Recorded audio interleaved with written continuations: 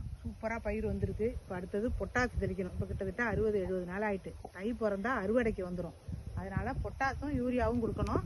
எப்படி இருக்குன்னு பயிரை வந்து பார்த்துட்டு பொட்டாசும் யூரியாவும் அங்கே கொடுக்கலான்ட்டு வந்தோம். அதிகமாக யூரியா கொடுத்துட்டோம்னா சமயத்தில் சாஞ்சு போயிடும்.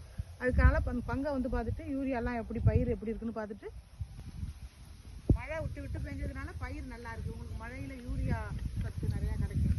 அதனால் பயிர் நல்லாவே வந்து நடவு நட்டது மாதிரி இருக்குது. வாங்க சிட்டு, இங்கே வர்றா. வாங்க உங்க மயிலுக்கு வந்தீங்களாடா? ஐ